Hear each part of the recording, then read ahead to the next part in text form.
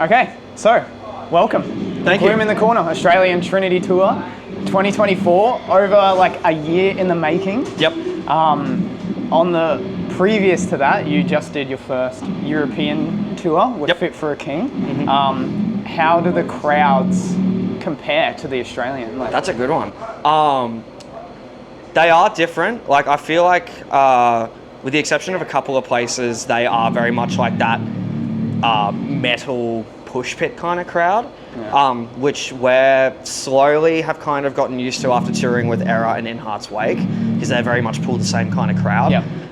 But we're generally used to people beating the shit out of each other. So it is quite like a flip from that.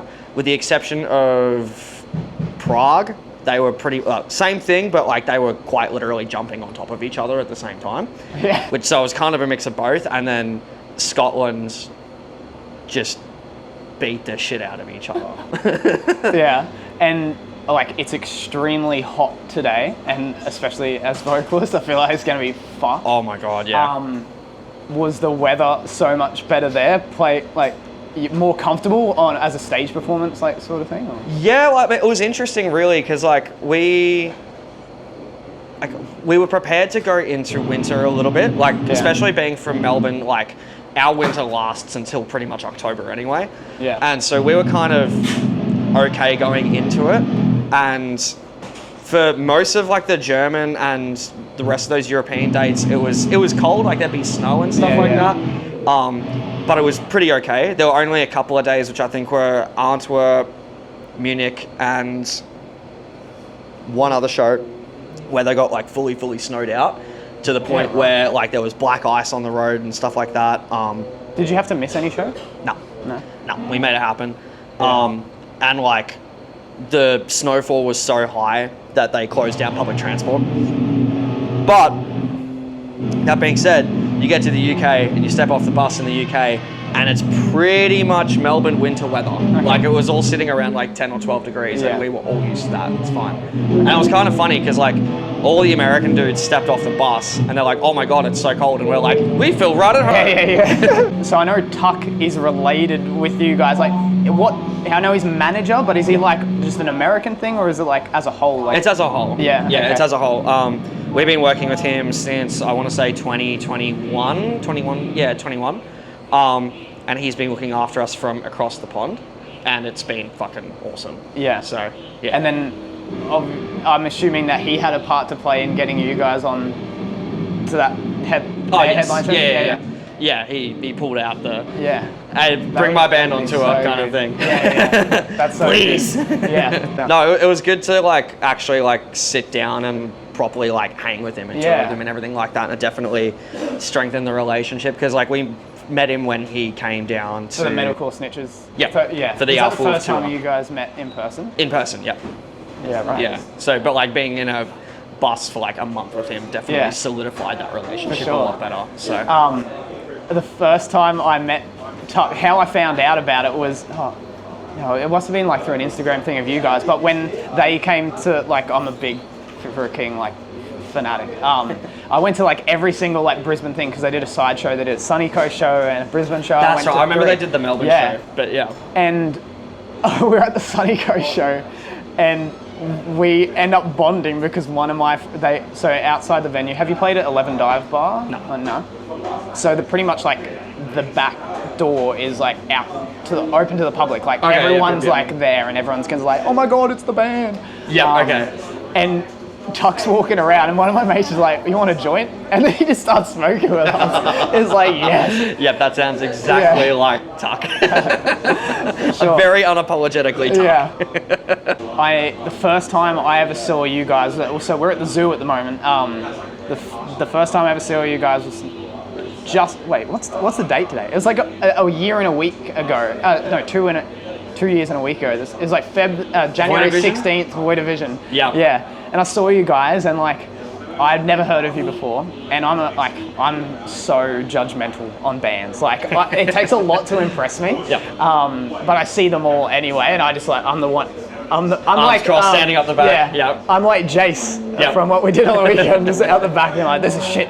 But it takes a lot for me to like appreciate a band that I've never seen before if I don't know the music. And like, so the only time since before you guys, the only time I've been impressed, even with bands that I do know, and they like play an unreleased single, and it's like sometimes it just doesn't cross over. It just doesn't cross over. Yeah. The first time it ever was like it like changed my mind was Akudama when they played that, and like everyone knew as soon as that happened that it would be as big. It was going to be as big as what it is now. Yeah. But that reaction of that song was like me for every song that you guys are playing. Like, no shit. Well, thank you. I'm a big like.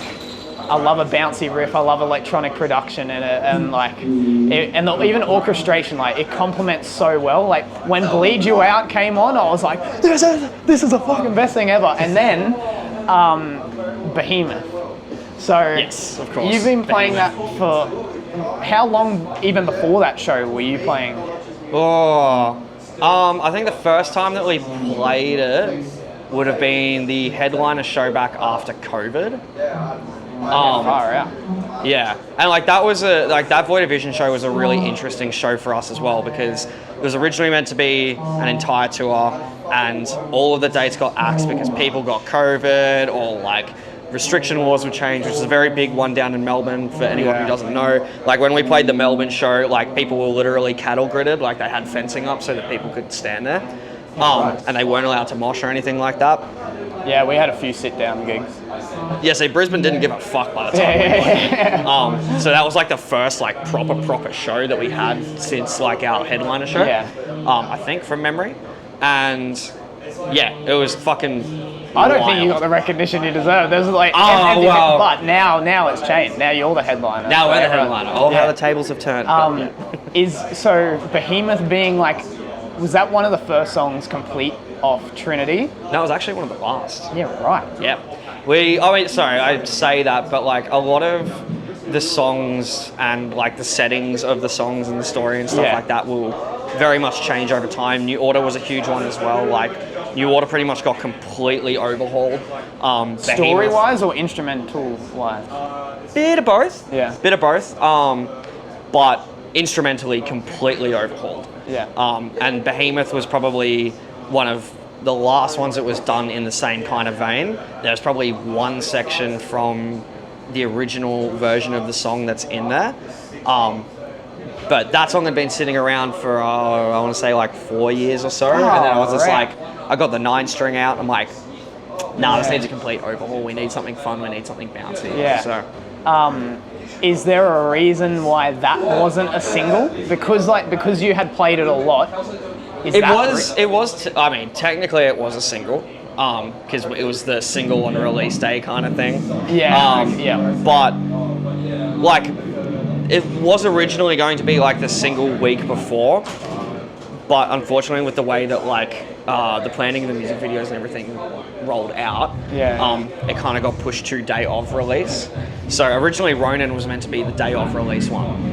And From Heaven was meant to be the first one that comes out. Then it was going to be New Order and then Pandora's. But just with like setting up like all the music video shooting and stuff like that, and comparing it with when Mike could get the Ronin music video done, because we're like, okay, let's just get this one done and out of the way because the animation will probably take time. Yeah. Turns out that Ronin was like the quickest one to get done, and so we're like, fuck, we need something to drop before this. Let's just move everything forward, and then Ronin will be the lead single.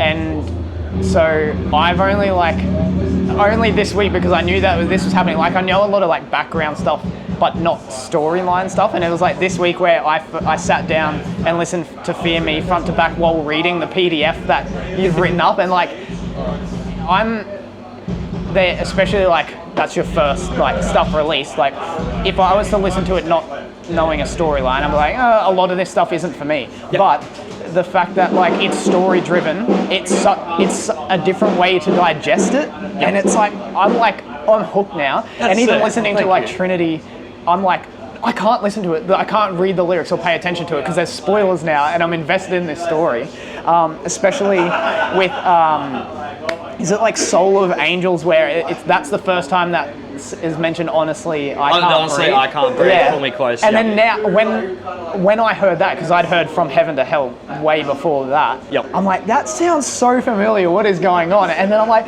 no way, like that. Oh, just the fact that like if people spent the time and did that, like you can have those Easter egg things, or even like just we do a lot of like lyrical callbacks and stuff like that too.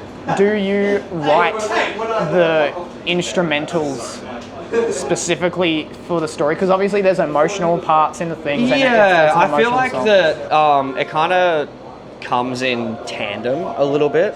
So, like sometimes, like I'll kind of like sit down and like pan out what I want for the story or what I want for that part of the story to be sonically. Yeah. And then kind of work around that instrumentally. But sometimes even like lyrical content will come first, and so I kind of work, as I said, like in tandem. Not every song is kind of written the same way, I'd say, which kind of makes it cool, at least for me, because it means I'm constantly changing things up. But yeah, it's kind of a bit of both. Or like I'll do like a riff or write something like that. I'm like, oh, this would be really cool for like this kind of piece of the story, or etc. Do you write everything, or do some of the boys add to it? So I write everything initially, and then the boys will come back. Program drums. Yeah. And then the boys will come back through and go, hey, this is dumb as shit, let's change it and make it actually feasible. Specifically with the drums and everything like that, because I'm not a drummer, so I'll let Nick... I'm not a fucking octopus, mate. Yeah, exactly. I can't hit 3 cymbals at once. Yeah. Is the production as well, like orchestration and stuff? That's all me. Is that MIDI? Yes. Yeah, okay. But I've invested a lot of time and money into different orchestral packs to make it sound as sonically realistic as possible, and I've been doing that stuff for a while, where even listening to like real orchestral music, you can kind of figure out like what works and what doesn't. And to me, it's, you can kind of go, oh, well, if I'm playing like violins or something like that, then it's not too different to guitar. So I've only got 4 fingers to work with here. Yeah. So I have to figure out what's kind of like physically possible in that kind of realm and everything too. And if, like, the reason why I asked that is like, I thought, of course, it would be MIDI, but with you being like you, I thought, oh, there could be like, if anyone's gonna do it real, that I feel like like, I'd love to do it real, but like, it's unfortunately like that. It's a budget thing. Yeah, 100%. Yeah. If the budget was there, would you ever think about doing that live, like a quartet? Yes. Like, everything would have to be rewritten, like probably properly. I feel like, especially since doing Trinity to all the new stuff that we've been working on too, like I've had a huge kind of jump in knowledge, I guess you could kind of say, in how to properly program orchestra and everything like that. Yeah. But I would love to do something like that one day. Yeah. What's your favorite song overall, and then what do you think gives the best, like, if you were to say this song in particularly represents like Gloom as a whole, what would it be? Ooh, that's a good one. My favorite, I think, my favorite song as a whole is probably not representative of what would best represent Gloom overall, for sure. I feel like best representative overall would probably be like Misanthropic, or even like New Order or Ronin. Probably somewhere around that realm, because you get enough of the heavy, but you get clean sections and the orchestra stuff and everything like that too. My favorite song, I mean, it kind of ranges. Like Requiem was definitely one of them. Hail to the King, for sure. I mean, I feel like, it's probably Hail to the King. Hail to the King is probably a good one as well, like to just introduce people to Gloom, because at least you just get pummeled immediately with how over the top it is. That or one of the other new songs. Were you worried that being an 8, like, there's been long songs that you've done, but not necessarily as a song, more of like Epilogue of a Dead Man and stuff like that. But were you worried about how people would take to an 8-minute song, like Bohemian Rhapsody mixed with deathcore, that shit thing? Kind of, but also like, I feel like that if people have gotten through the entire record at that point, you kind of know what the band is about by that stage. Even if you're a new listener, and even that now, like, I can appreciate that so much more. but or even as like old listeners, you know that like if we're gonna do a long song and you've listened to the record and everything, you probably know that Hail to the King is gonna be something completely fucked. Yeah. So that's probably why it's my favorite, because it was also the one on Trinity that like we took the longest to write and everything, just to make sure that I had like everything perfect. But I knew it was going to go one way or another, really. And for 99% of people, they've been like, this is complete bad. I love this song. Yeah, people like the unexpected now. Like, it's been way too generic. So I've cheated and looked at your set list, so I know that, like online, I didn't just like sneak on stage.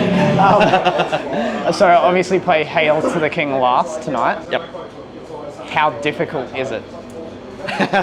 So it's kind of funny. When we first did it for that headliner in Melbourne last year. Did you play Trinity front to back there? Yep.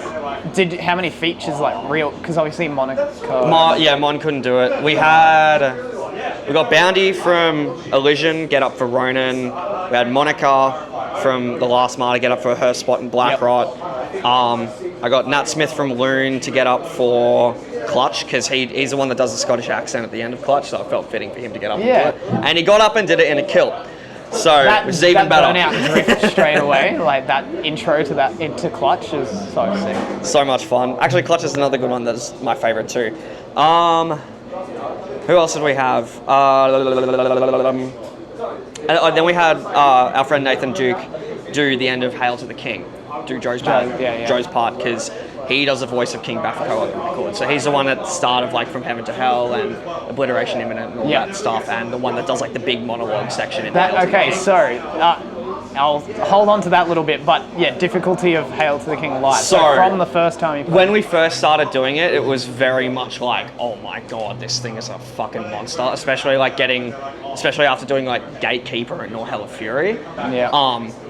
But now I feel like we've digested it a little bit more. We're a lot more comfortable with it, and it's like we do get that big 1 minute section like at the end before everything kicks in. Where we can kind of like take a break. Honestly, it's not as hard once you kind of do it a few times too. So started off hard. Now it's one of the easiest songs in the set. Surprisingly, I saw with that much, especially vocals. Like even at the end of the set.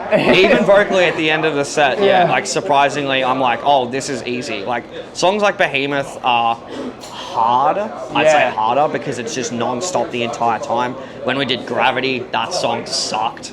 Like, because I was just non-stop the entire time because all the vocals are overlapping. So that one was rough to do. I think we all collectively agreed to be like, no, we're never playing this song live again. That's the other, like, when listening to Behemoth for the first time, like, so I had a friend record that, and for about 3 weeks after seeing that, I was just replaying that video because it's so cool. And you could tell in the video as well that there's obviously parts that you weren't doing. There were some parts like the gang vocal chants and the second brass and the rappy when it like starts to like aim for the kneecaps and stuff like that. It was interesting to see because it was like 10 months later to see the translation of like what it actually was. I'm like, okay, now I get it. You can get it now. So you mentioned about someone Duke? Nathan Duke. Nathan. So he voices King Bafako, or like the narrator kind of thing. So, I thought Jason Burjo did the narration, or did they have a part? So they did one. So Burjo does all of the Ronin stuff. So he's like the really kind of like crackly, kind of distorted, robotic voice. Like he's the one that does the "Shut the fuck up, hallowed be thy name" in Behemoth. And then Jace does that whole opening section to Behemoth. As Asmodeus, like the King of Hell. So, did you have them specific in mind that you wanted that? I wanted to give them a couple of cheeky parts because I've been friends with them for a long time. Of course. So they've like kind of the uncredited people on. I guess the record. like, because obviously. It's not. Well, at least when you look on Spotify or whatever you listen to, like it's not there. So you have 11 features. In 9 songs. So because you have. Is it Elijah? Elijah. And then Rachel, Crystal, Rachel, who is our old guitarist, Matt's ex-partner. Fuck, what else do we have? Joe Bad, Kirby. Fuck, I'm gonna have to remember this. My sister, on clutch, Ryu, Monica, Monique, and Taylor. Yeah. I think that's everybody. When you wrote the songs, like, did you have them particularly in mind? I did for a couple of them. I think for Rio on Ronin, that was definitely one that we were like, yep, that would be sick. Taylor, yes, as well, because I'm friends with Taylor, so I was like, yo, let's jump on and do this together. Monique, we were like, we want to get her on a song, just going to fit the right song for it. And it was either, we had Lauren Babick as well. Oh, yeah. And it was going to be a toss-up between Pandora's and Obliteration, and we felt that Obliteration was the strongest song for her. Yeah. And then Kirby and Joe Bad were a Tuck connection. Wit, I've been friends with for a bit now. So I just hit him up and I'm like, do you want to fucking do this? And he's like, yes. Crystal, we again, like Tuck source pretty much now. Rachel, we had, who was obviously Matt's ex-partner, so she just kind of came in and did it. And my sister, I just kind of grappled her into doing it as well, because she did Dima on Flesh and Bones as well. So right. It was actually kind of funny. We had a lot of people asking, hey, can you get Millie back to do a feature? Yeah. And I'm like, yeah, come get her on Clutch. That'll be fun.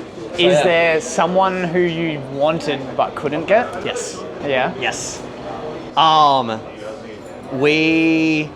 jokingly threw around like Greg Picuscio. For people who don't know. Dillinger Escape Plan. Or was it Better Lovers now? Yes. Yes. Better Lovers. Better Lovers. Yes. The big one though that originally we had before Joe was Storm Stroke from the last 10 Seconds of Life. Yeah, right. Like Soulless Hymns era, last 10 Seconds of Life. That's who we were aiming for the end of Hail to the King. Yeah. Because he was like a huge vocal inspiration on me, especially when I first started out. Yeah. And unfortunately, we just couldn't make it happen. So would you say that he would be your dream feature, or if you could get anyone ever? So I don't know. Like I feel like now that the time has passed, I feel like I'd want, if I'm going to get like a dream feature, it would be someone obnoxious again, like Greg. Yeah. Or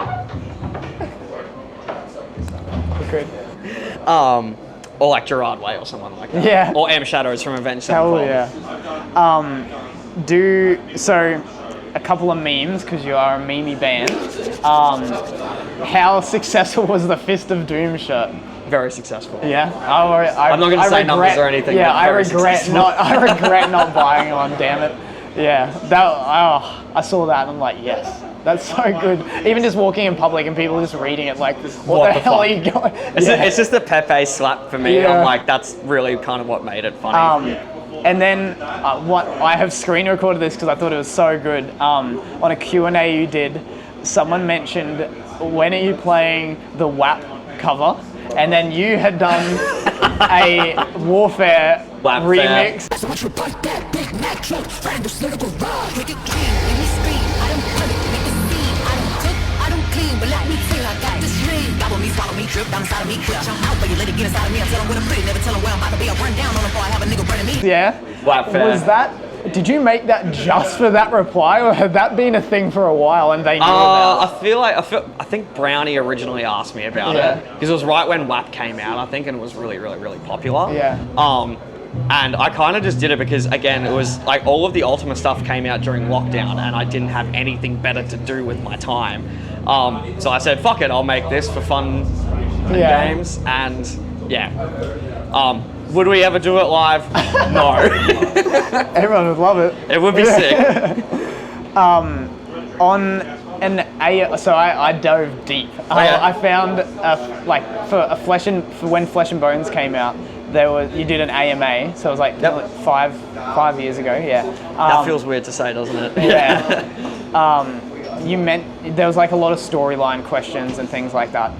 You mentioned that there's a lot of things that people take from the story as like canon events, and then but they're meant to be metaphors, Yep. and then also metaphors that are taken as canon events. Has Yep. there been things that you've seen on Trinity that people are getting wrong? No, for the most part, like everyone's been pretty like spot on, and I kind of made sure to, like, I mean, if you go to the Genius section of all the lyrics, it has like the story rundown and everything like that. Do you have to manually put that in? Yeah. But I feel like for the most part, like people have been pretty spot on with Trinity. It really only kind of happened more with like Flesh and Bones and Fear Me and stuff like that.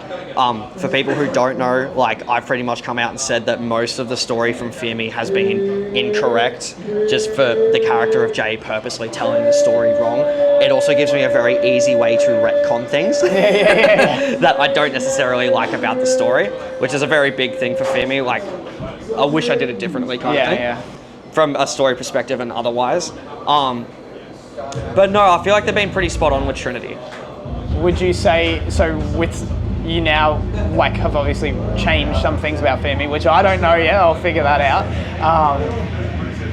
It was mentioned in that same AMA about, because someone mentioned about you changed your vocal style during halfway through a live performance once, and then you just stuck with it, and now it's different to what Fear Me was. Yep. And then they said, oh, well, have you ever thought about re-recording it now that you've got like a new vocal style? And you said no, because people like the old stuff how it is, but now that the storyline's different, would you ever do like a redux of a So funny that you say that, and I know that people are going to bring it up in the comments and shit like that.